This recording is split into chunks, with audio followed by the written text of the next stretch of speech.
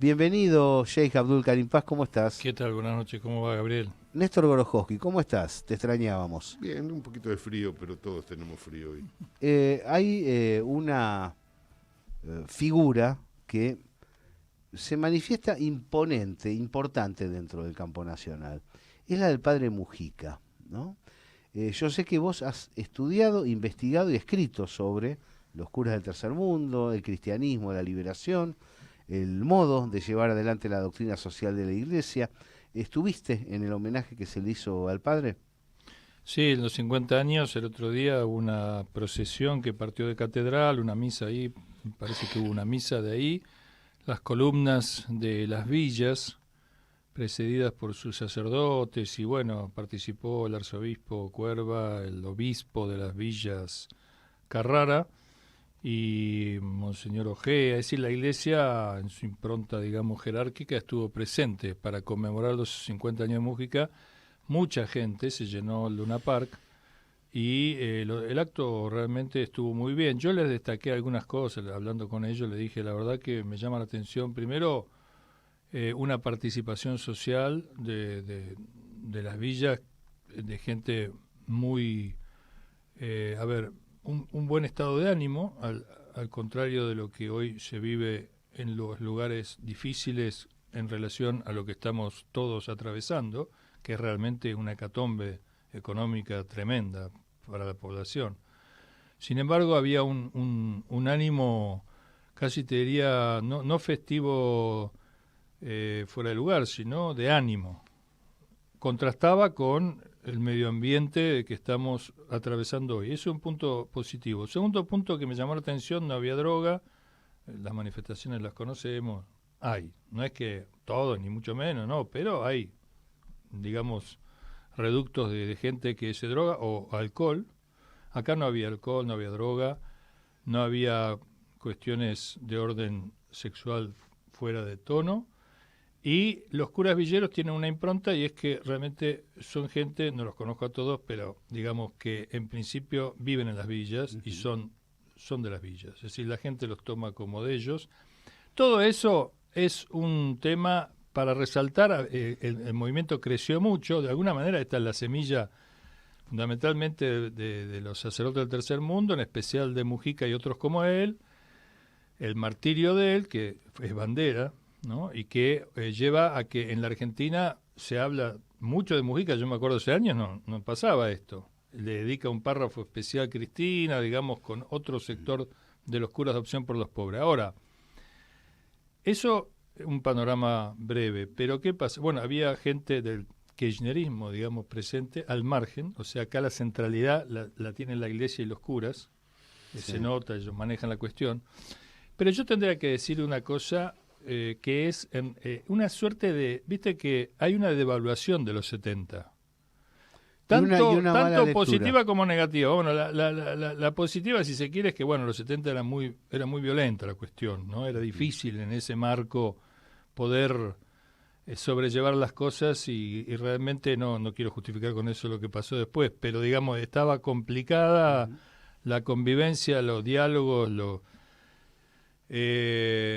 por supuesto que se tendría y se podría, y se hubiera resuelto de modo democrático, la Argentina hoy sería una potencia. Pero sacando eso, lo negativo es que hay una devaluación de la política en este movimiento. Yo esto lo observo en el sentido de que los curas y el arzobispo en su homilía, Francisco mandó una carta, de alguna manera se pone el acento en que esto no se va a meter en la política. Es decir, es político el hecho, es política el movimiento, pero digamos, me parece que faltaría más diálogo y roce. Una cosa que le llamé la atención, que me pareció que había mucha ausencia de estudiantes. ¿Dónde está el estudiantado cristiano? Brilla por su ausencia en estos momentos. Mucho movimiento social, mucho cura, pero falta un volumen de personas que adhieran. Y sería muy bueno que hubiera mucho más gente, mucho más organizaciones libres del pueblo participando de un evento como este, porque Mujica era peronista y el peronismo tiene que de alguna manera reivindicar a Mujica. Entonces, hay un elemento muy importante en lo que estás señalando, por eso había una suerte de brizna ahí comparativa, el aprendizaje que nos deja, entre muchas otras cosas, es evitar las confrontaciones internas innecesarias, ¿no? Y sobre todo las feroces. Creo que ahí hay un elemento a considerar. Creo que porque es un aprendizaje eso el primer lustro de los 70 ha sido mal leído, ha sido oblicuamente leído y por lo tanto idealizado. Y por supuesto que el espíritu de lucha de la juventud estuvo muy bien. Ahora, no necesariamente los pasos que se fueron dando, sobre todo de contraste interno, fueron los adecuados. Y eso debilitó mucho al campo popular. Es importante que esto no se repita en el presente. Yo quiero rescatar de los 70 el grado de compromiso, tremendo compromiso, movilización, politización, antiimperialismo, soberanía nacional. Después se discutía cómo, de qué manera, hasta dónde, quién sí, quién no, pero la verdad que era una sociedad muy politizada que por algo la reprimieron como la reprimieron, porque era realmente indomable. O sea, era imposible de hacer lo que se está haciendo hoy, dialogando, digamos. Creo que el golpe fue justo en el momento exacto porque había una maduración del movimiento obrero en su conjunto. Fíjate que las últimas marchas antes del golpe fueron simultáneamente contra López Rega y Celestino Rodrigo. Y ahí confluía. El golpe fue la respuesta a eso. Claro. Se percibió claramente que la movilización popular no apuntaba precisamente hacia donde se creía que apuntaba, sino que apuntaba a sacarse de encima a las excrescencias fascistoides que había dentro del peronismo y a la posibilidad de que en el año 77, cuando volviera a haber elecciones, nuevamente ganara un peronismo extirpada, por así decir, esas lacras que tenía adentro y volver a ver una política que por otra parte, alguna vez cuando el busto de María Isabel Martínez de Perón vuelva a ser reivindicado, y lo digo a propósito, reivindicado y colocado en su lugar en la Casa de Gobierno, alguna vez tendrá que ser colocado, se reivindique todo lo que tenía de bueno ese gobierno comparado con lo que vino después, e incluso con mucho que vino mucho después. La obra de gobierno de María Estela Martínez de Perón es mucho mejor de lo que mucha gente opina y mucho mejor de lo que todo el mundo sabe. Ese aspecto de la política del peronismo, que fue el aspecto raigal que seguía con la línea que venía de Perón del 45 al 55, era lo que el pueblo argentino estaba retomando en el momento en que se dio el golpe. El golpe se dio para impedir que el gobierno del 77, el eventual gobierno de las elecciones del 77, tuviera una continuidad con lo mejor que tenía el peronismo y derivara en un gobierno que democráticamente retomara un rumbo que, por cierto, era un rumbo absolutamente enfrentado a las tendencias mundiales de ese momento en América Latina, que eran, bueno, las que marcó el golpe de Chile, las que marcó el golpe de Uruguay y todo eso. O sea, la Argentina faltaban muy pocos meses para las elecciones. Exactamente, estaba encauzándose hacia unas elecciones en las cuales, si ganaba el peronismo, iba a ser muy difícil desalojarlo del poder. Y que si hubiera sido tan malo como decían, no lo hubieran golpeado, lo Claro, hubieran dejado caer. claro, Ahora, claro. Lo cierto es que el 63% que vota Perón en el 74, digo bien, 73 se convierte en el 57% que vota Milei en este tiempo. Entonces, y te interrumpo un segundito. Eso no se puede explicar sin el golpe, más allá de errores de gobierno. Tengo que interrumpirte Correcto. un segundito.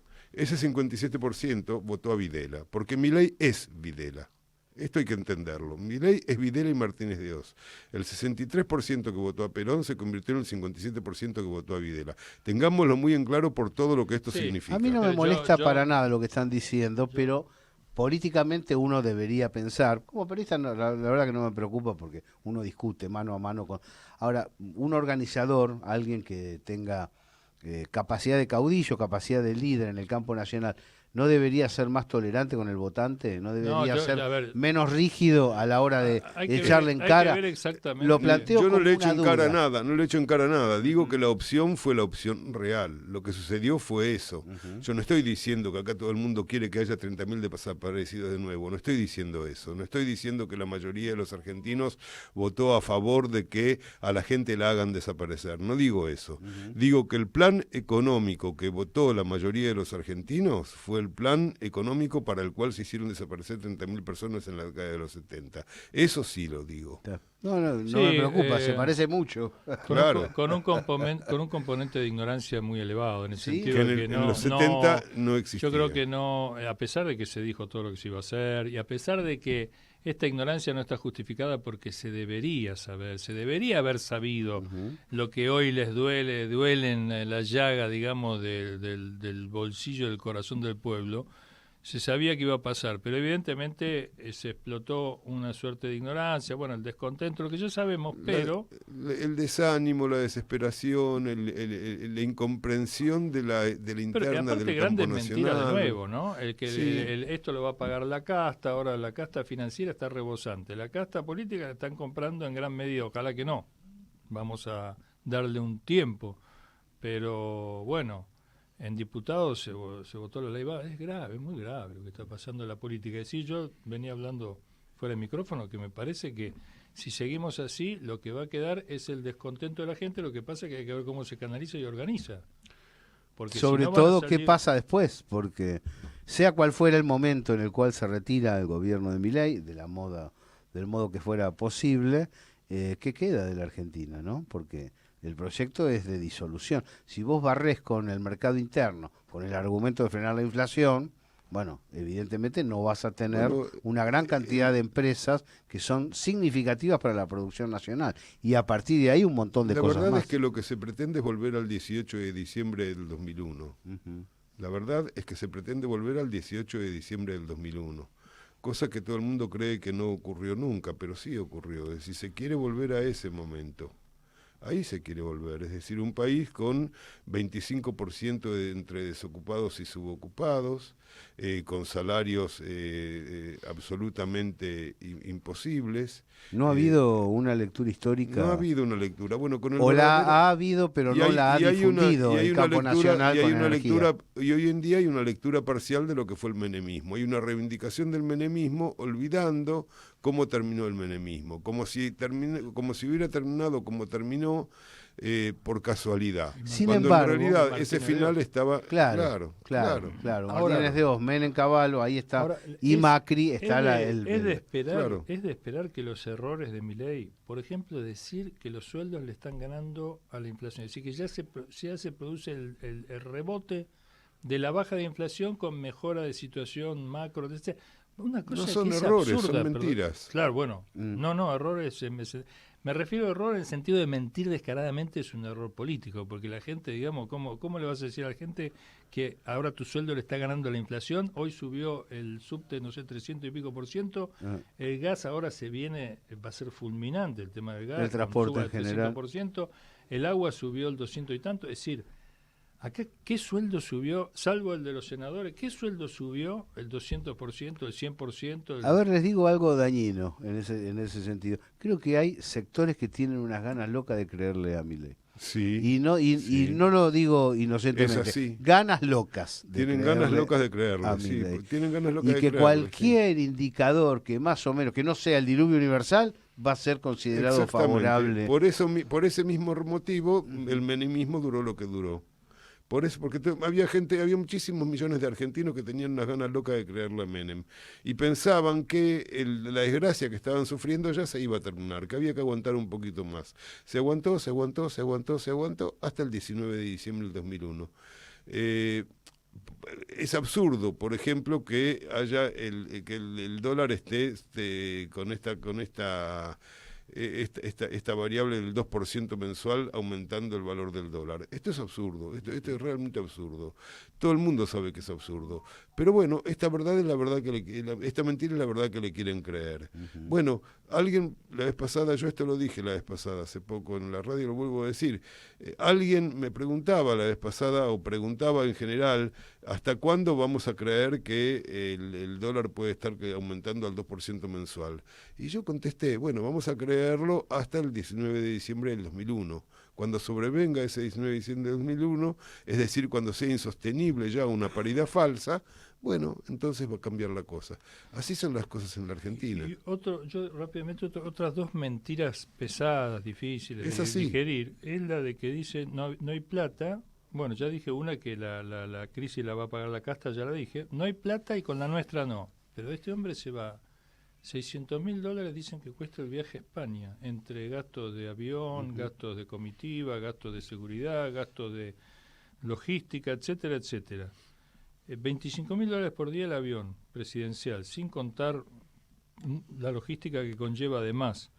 Es decir, acá con la nuestra no, con la nuestra lo está haciendo, y para ir a ver a Vox, o sea, para una cosa que no tiene sentido. No el Estado argentino no fue invitado. No va a ser ningún negocio, no va a ser claro. ninguna mejora, no va a dialogar nada. Y un tema que yo después, en algún otro bloque, Gabriel, vos llevás la batuta, el tema de la Antártida y el petróleo, me parece un tema que nos deja algunas reflexiones.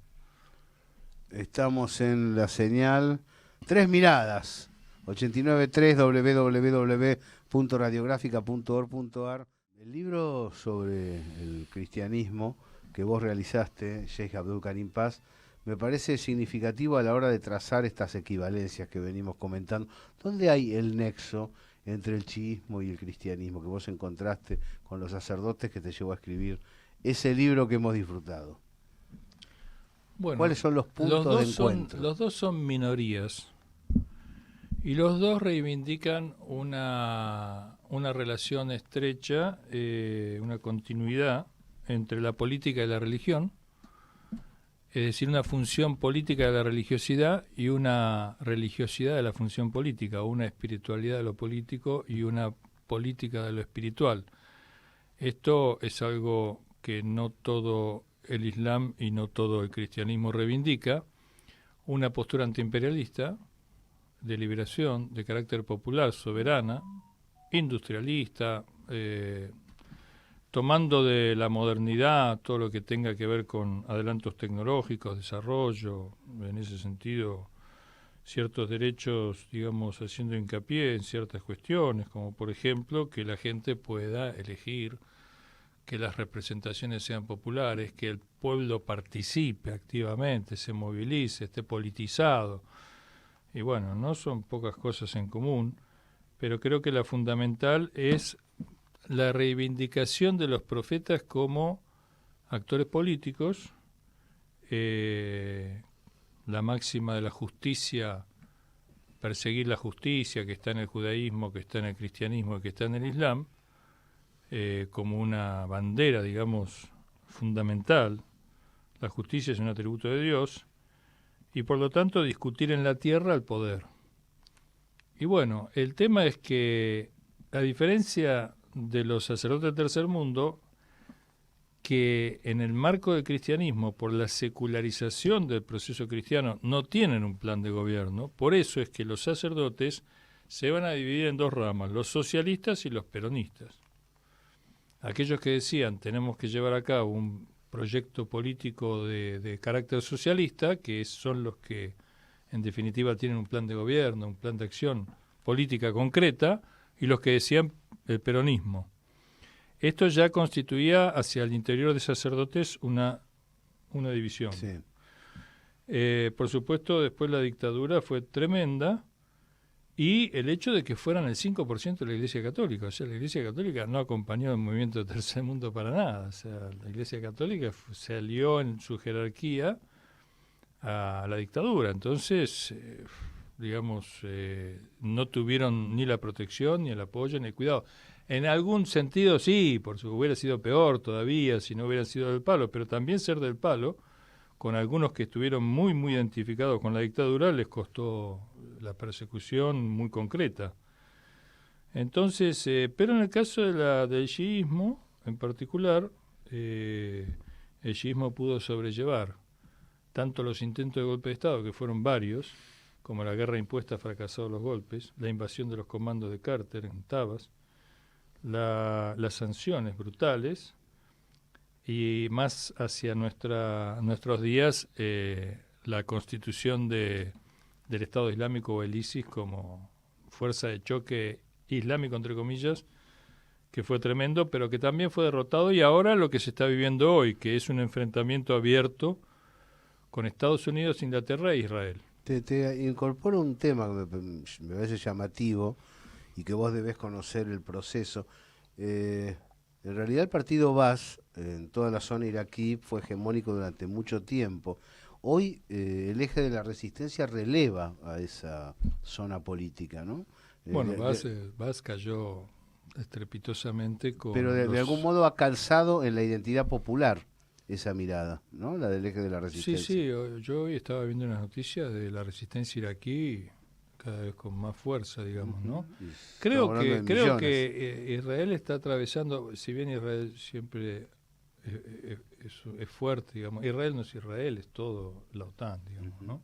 Pero es fuerte, pero está viéndose con problemas. Yo no sé, no tengo una visión, a ver, tendría que investigar mucho más la temática de muchos puntos de vista para tener una percepción más precisa, exacta de cómo están las cosas. Pero da la impresión que tanto en el frente externo como interno, el gobierno israelí está con muchos problemas, está atravesando Néstor, problemas serios. ¿Qué descripción haces de la situación de Israel en esta situación de conflicto con Gaza, de arrasamiento de población civil? ¿Cuál es la mirada que tenés sobre el gobierno de Netanyahu y lo que está sucediendo? Es la primera vez que un gobierno israelí se encuentra con que las élites intelectuales de Occidente lo miran con desconfianza, sí, cuando no con desagrado y desaprobación. Es la primera vez en la historia del Estado. Lo cual no significa que lo vayan a dejar caer, porque cumple un papel muy importante en la dinámica imperialista en la zona. Pero esto implica que adentro mismo de Israel, además, hay una poderosa corriente, aunque no todavía mayoritaria, porque el estado de guerra en Israel es aglutina. Claro. Pero hay una poderosa corriente que está esperando el momento de que cambie el gobierno. El problema es que mientras haya estado de guerra, el gobierno va a seguir actuando. Y esta es la tragedia que hay en este instante adentro de Israel. Muchísimos, yo no sé si mayoritarios, pero muchísimos israelíes están absolutamente en contra de lo que está ocurriendo en Gaza. Y no necesariamente por motivos humanitarios, sino por motivos de cálculo político inclusive. Pero,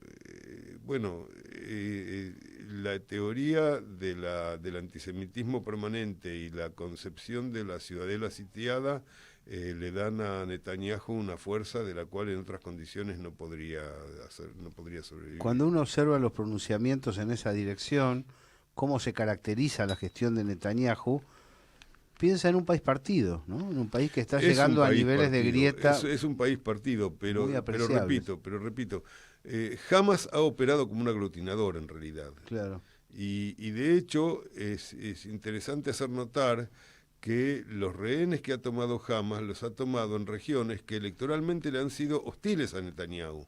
No tomó rehenes en regiones favorables a Netanyahu, sino que los ha tomado en regiones de Israel que han sido hostiles a Netanyahu. Ajá. Por izquierda. O sea, lo cual aglutina más todavía. Claro. No ha sido casual esto, es un juego muy perverso de ambos contendientes, digamos. No es sencillo de explicar. Uno puede decir no, porque el imperialismo, el sionismo, como todo lo que ya sabemos. Pero si me preguntás lo que sucede dentro de Israel, no se pueden dejar de lado estas cosas que estoy contando.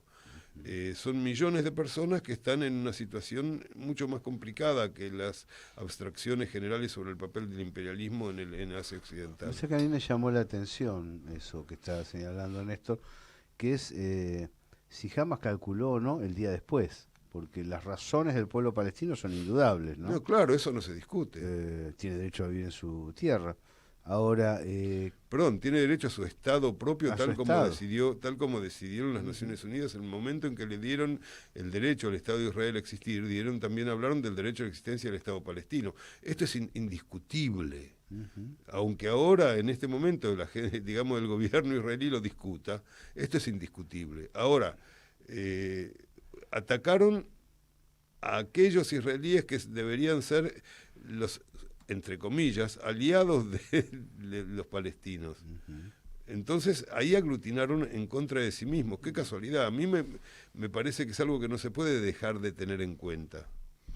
Sí, yo quiero acotar, hay otra lectura según la cual en algunos análisis que yo estuve viendo, el destino del pueblo palestino está atravesando una situación muy peligrosa. Primero por toda la red, digamos, de relaciones que estaba estableciendo con ayuda de Estados Unidos en la región. Faltaba el golpe de gracia, que era Arabia Saudita, que estaba en ciernes.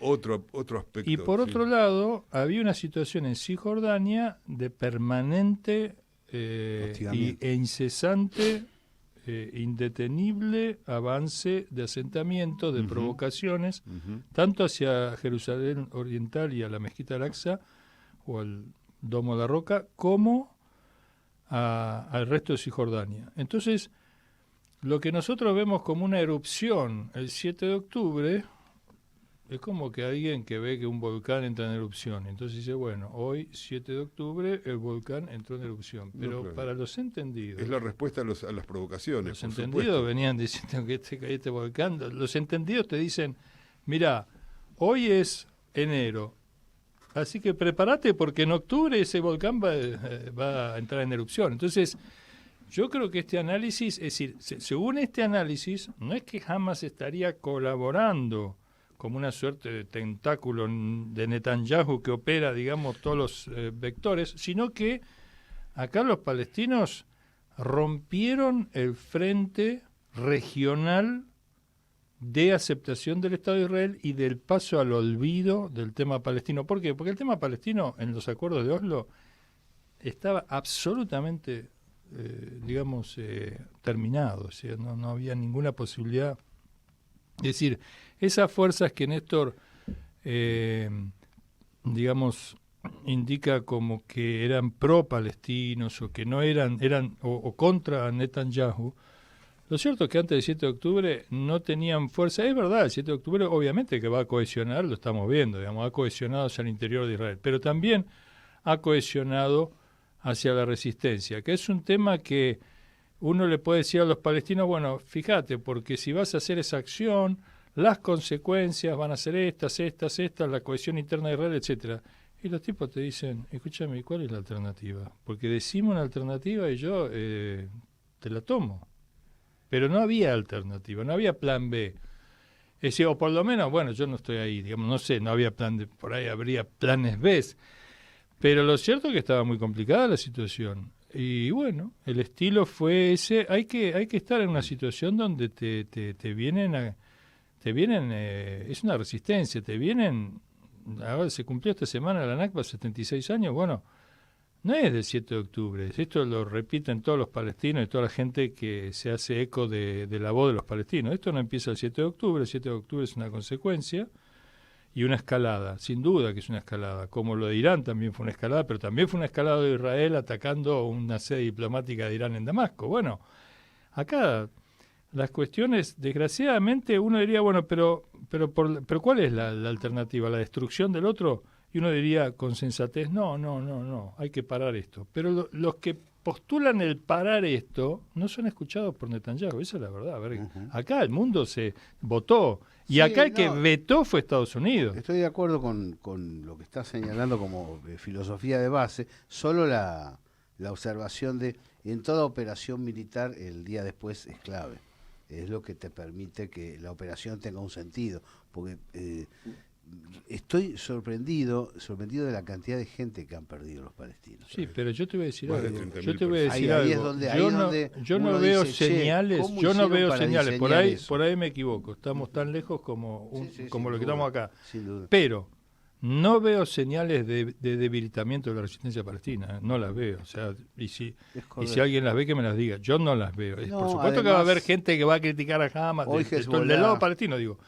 Pero bueno, lo cierto es que la cohesión del movimiento de resistencia regional es muy fuerte y los palestinos no se lo ve que se rindan. A ver, sí, por supuesto, emigran forzadamente de un lado al otro evitando las bombas, pero acá no se habla de un Netanyahu festejando una victoria pronta, nadie le cree, y eso quiere decir que la resistencia está viva. Y bueno, si la resistencia está viva, entonces parecería que el día después se la bancan, digamos. Yo veo a Irán como un protector de determinadas zonas que necesitan de alguien fuerte, pero muy cauto. Y se está moviendo en esa dirección. Por ejemplo, las provocaciones sobre el norte, con la gente del Líbano, con los asentamientos, y necesariamente tenía que intervenir Hezbollah, porque uno puede dejar que a la familia las baleen y las saquen de sus propias casas, que es lo que estaban haciendo para generar una situación. Es decir, a diferencia de la movida del 7 de octubre, yo veo la movida de Irán en toda la región como algo firme, sostenido, pero cuidándose muchísimo la retaguardia, cuidándose muchísimo la reacción. Esa es la imagen que tengo en panorámica, ¿no? Sí, en general yo creo que todos los analistas coinciden con vos que Irán calcula mucho sus movimientos, pero alguien que parece calculando movimientos, pero es otra mirada y otra manera y otra metodología es Yemen. Porque vos al principio yo hubiera pensado, perdóname, yo también siempre hablando de reconozco mi falta de especialización en el tema como para ahondar mucho en esta cuestión, pero digamos, uno hubiera esperado que los yemeníes alcen bandera blanca muy rápido, porque se enfrentaron a Estados Unidos e Inglaterra en el Mar Rojo y Israel y la OTAN y qué sé yo, y es un pueblo que ha estado 8 años en guerra con Arabia Saudita y es muy pobre, es el más pobre del mundo árabe. Sí. Pero ellos ahora empezamos la cuarta fase de ataque, vamos a impedir el Mediterráneo, ponele que haya un poco de exageración, no lo sé. Lo que sí sé... Parece haber gran diseño político ahí. Claro, entonces vos decís Por ahí... eso resolvieron el conflicto interno que tenían. Hoy derribaron un dron muy importante norteamericano. Los tipos están teniendo una tecnología. Seguramente yo creo que los rusos, no sé, los chinos, ahí yo creo que están jugando todo. Yo creo que acá el enfrentamiento es global. Por supuesto debajo de la mesa. A ver, ahí está, nos quedan muy poquitos minutos, pero me parece que metiste el dedo en la... ¿Estamos en una tercera guerra? ¿Hay un enfrentamiento global, más allá de lo tácito en tal territorio, de lo declarativo en otro? Hay algo parecido a un enfrentamiento global, como mínimo hay que decir eso. Como había sugerido Francisco, ¿no? Sí, hay algo parecido a un enfrentamiento global. Lo más parecido que se puede imaginar un enfrentamiento global. Sí, habría que agregar en cotas cada vez más fuertes. Sí. Y yo creo que si uno levantase el mantel de la mesa, por debajo de la mesa vería que la guerra está pleno entre los dos bloques. Porque lo de Rusia y China es un tema que está mucho más cerca de lo que Occidente querría. También Rusia está haciendo jugadas calculadas, no está haciendo locuras. Y ese es un gran problema para la OTAN. No tiene enemigos fáciles, digamos. Tiene enemigos muy fuertes, poderosos, calculadores, fríos, que están jugando una partida que yo creo que la van ganando de a poquito, pero con sus cotas de sacrificio. Es que la multipolaridad es posible porque aquilataron poder. Los emergentes no son subdesarrollados, son emergentes. Aquilataron poder, PBI pero aparte y hay desarrollo. Otra cosa muy importante a favor del... Además de un concepto cultural de cada uno de ellos que sostiene su muy identidad, importante en favor del Frente Multipolar, es que maltrata a Estados Unidos, Inglaterra e Israel a sus aliados. Sí. Qué mal los tratan. Qué mal nos tratan, por favor. Totalmente de acuerdo. Lo que ha hecho con Alemania, con Francia, es asombroso. Sí, es difícil que se puedan sostener así. Europa es el pato de la boda en todo esto. Europa es el pato de la boda. Y esto le va a costar muy caro. Muy caro. Qué pena que Argentina esté haciendo este papel, ¿no? Sería interesante estudiar un poquito la fuerza de resistencia en Europa, ¿no? Porque yo creo que tiene que haber. Si estaban se habían hecho el gasoducto con Rusia y estaban buscando la industrialización, yo no creo que haya muerto. Es evidente eso. Que no hay una resistencia. Es evidente que sí, yo creo que está muerto. Yo Estoy seguro que también ahí, debajo de la yo ceniza... creo que Europa ha decidido... Europa piensa en términos de la década de 1930. Europa está pensando en términos de la década de 1930. Esta es mi opinión personal. Ha retrocedido de la época de los grandes estadistas y se ha sometido a la Alianza Atlántica de una manera espectacular. Por eso es tan importante la actitud de los pequeños países de Europa centrooriental Por eso el atentado contra el primer ministro de Eslovaquia no es casualidad. Por eso el permanente hostigamiento mediático contra los altos mandatarios de Serbia, de Hungría, de Eslovaquia, países que no quieren sumarse al fanatismo guerrerista del resto de Europa. Pero todo el resto de Europa, salvo Hungría, Eslovaquia y... Claro, y ahí está, no quieren. Serbia, Y cuando hablan con franqueza, Orbán, o cuando habla con franqueza Fico, no pueden. Es decir, lo que están diciendo es, claro, vos lo que querés es que seamos los presidentes del ajuste, que Claro, fundamos al país claro. para darle armas a Zelensky. Claro, los tipos no le entran en la cabeza, entonces dicen, che, esto es tan loco. Ahí es donde llama la atención la subordinación francesa. Exactamente, así es. Pero porque forman parte del viejo mundo, yo repito, del viejo mundo de la década del 30, mundo que intentó reconstruir el planeta anterior a la Primera Guerra Mundial, y bueno, y así fue, terminamos en la Segunda Guerra Mundial. Por eso digo, están pensando en términos antiguos. Yo igual, Están, Néstor y están- Gabriel, yo querría ver las minorías y su crecimiento, porque sí, en el análisis de las mayorías es como decís, están para atrás. Macron, que de hace un año atrás, unos meses atrás, decía que nosotros más que armas y solamente defensivas, nada de otra cosa, ahora dice de enviar tropas. Bueno, ellos están yendo para atrás y están enfrentando seguramente una resistencia interna que no creo que los franceses quieran ir a pelear esa guerra, pero veremos, bueno. Las minorías seguro que no, ahora la Vos estás mayoría, hablando de Ucrania, supongo. Sí, sí. No, los franceses no van a ir, pero van a ayudar todo lo que puedan hasta que el último ucraniano desaparezca de la faz de la tierra. Esto es así. Y entonces será el turno de Polonia y será el turno de Alemania. En realidad no va a ser el turno de nadie porque esa guerra Rusia la va a ganar. Y en el fondo del corazoncito de la OTAN saben que es así, que van a perder la guerra de Ucrania. Esta es la verdad. Esto es lo que hace las movidas El desesperadas. tema, claro, es eso lo Ellos advirtió Kissinger, ¿no? saben que van a perder. Y sin embargo, a pesar de las advertencias, es como que el capital financiero entró en una dinámica de la que no puede De salir la que no él. pueden salir, Además no pueden salir. de impedirle a los aliados salir, ellos no que pueden dijiste salir. de que van a perder es muy interesante. Fíjate lo que pasó en Afganistán, ¿no? No supieron decir perdimos, salieron corriendo. claro. O sea, de un día para el otro. Nunca aparece el director técnico en la conferencia de prensa que dice perdimos el partido. Ahora, por culpa mía. una cosa es perder en Afganistán, otra cosa es perder en Ucrania. No, Eso seguro. es muy diferente. Néstor Gorojowski, gracias. No hay de qué. Sheikh Abdul Karim Paz, gracias. Gracias a vos.